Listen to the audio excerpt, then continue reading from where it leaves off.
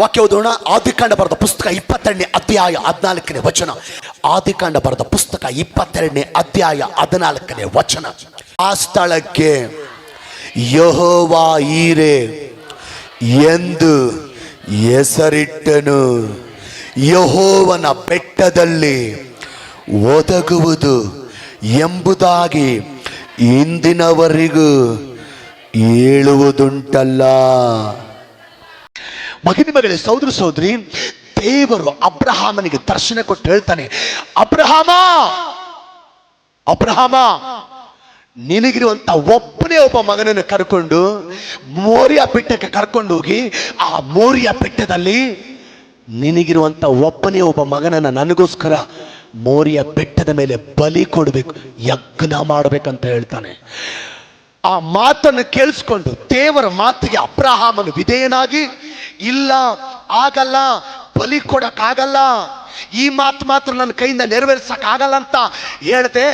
ದೇವರ ಮಾತಿಗೆ ವಿಧೇಯನಾಗಿ ಸ್ವಂತ ಮಗ ಅಂತ ಕೂಡ ನೋಡದೆ, ದೇವ್ರ ಮಾತು ಕೇಳ್ಬೇಕಂತ ಹೇಳಿ ಮಗನನ್ನ ಕರ್ಕೊಂಡು ಕಟ್ಟಿಗೆ ತಕ್ಕೊಂಡು ಬೆಂಕಿ ತಕ್ಕೊಂಡು ಆಳಗಳನ್ನ ಕರ್ಕೊಂಡು ಮೋರಿಯಾ ಬೆಟ್ಟಕ್ಕೆ ಹೋಗಿದ್ದಾನೆ.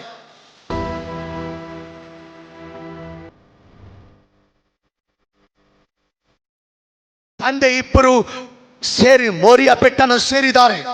ಮೋರಿಯಾ ಬೆಟ್ಟನ ಸೇರಿದ ನಂತರ ಅಬ್ರಹಾಮನು ಯಜ್ಞವೇದಿನ ಕಟ್ಟಿದ್ದಾನೆ.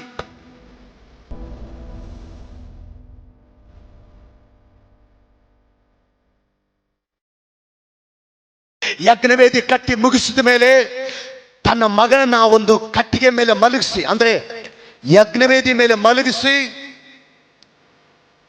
ತನ್ನ ಕೈಯಲ್ಲಿರುವಂತ ಕತ್ತಿನ ತಕ್ಕೊಂಡು ಇನ್ನೇನು ಕಡಿದು ತುಂಡು ಮಾಡಬೇಕು.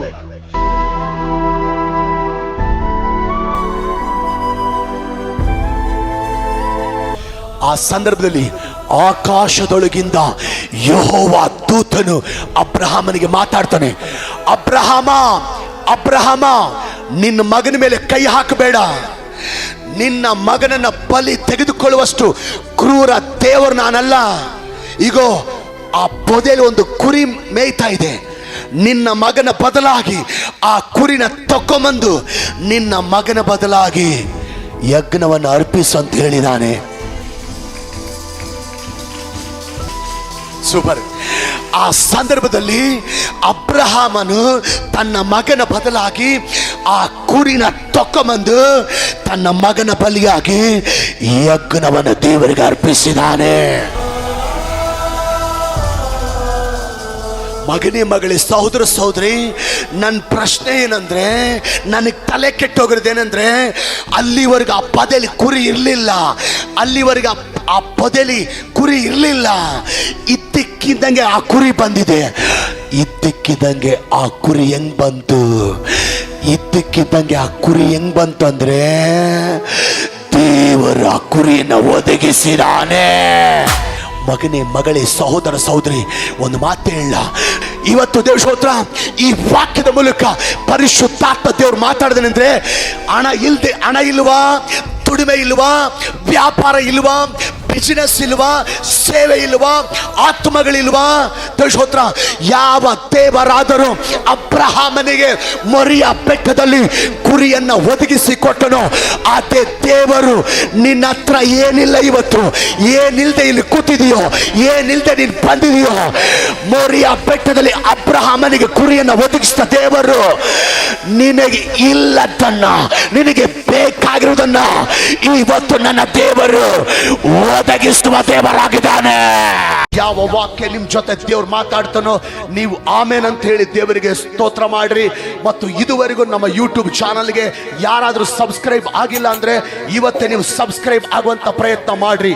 ಮತ್ತು ನಿಮ್ಮ ಏನಾದರೂ ಪ್ರಾರ್ಥನಾ ಮನವಿಗಳಿದ್ರೆ ನೀವು ಕಮೆಂಟ್ ಜಾಗದಲ್ಲಿ ನಿಮ್ಮ ಪ್ರಾರ್ಥನಾ ಮನವಿಗಳನ್ನು ತಿಳಿಸಿ. ಖಚಿತವಾಗಿ ತಪ್ಪದೆ ನಾವು ನಿಮಗೋಸ್ಕರವಾಗಿ ಪ್ರಾರ್ಥನೆ ಮಾಡ್ತಾ ಇದ್ದೀವಿ. ಯಾವ್ಯಾವ ಜಿಲ್ಲೆಗಳಿಂದ, ಯಾವ್ಯಾವ ತಾಲೂಕುಗಳಿಂದ, ಯಾವ್ಯಾವ ಪಟ್ಟಣಗಳಿಂದ ಈ ವಾಕ್ಯನ ವೀಕ್ಷಿಸ್ತಾ ಇದ್ದೀರೋ ಆ ಪಟ್ಟಣಗಳ ಹೆಸರು ಬರೆದು ದೇವರಿಗೆ ಸ್ತೋತ್ರ ಮಾಡ್ರಿ. ಆ ಪಟ್ಟಣಕ್ಕಾಗಿ, ನಿಮ್ಮ ಕುಟುಂಬಕ್ಕಾಗಿ, ನಿಮ್ಮ ಪ್ರತಿ ಪ್ರಾರ್ಥನಾ ಮನವಿಗಳಿಗೋಸ್ಕರ ತಪ್ಪದೆ ನಾವು ಪ್ರಾರ್ಥನೆ ಮಾಡುವಂತವರಾಗಿದ್ದೇವೆ. ಪ್ರಾರಂಭದಿಂದ ನೀವು ಜಾಯಿನ್ ಆದಂತವ್ರು ಮಧ್ಯದಲ್ಲಿ ಕಟ್ ಆಗುವಂತ ಪ್ರಯತ್ನ ಮಾಡಬೇಡ್ರಿ. ದೇವ್ರ ವಾಕ್ಯ ಕೇಳ್ರಿ, ಆಶೀರ್ವದಿಸಲ್ಪಟ್ಟು ನೀವು ಹೋಗ್ತಾ ಇದ್ದೀರಿ.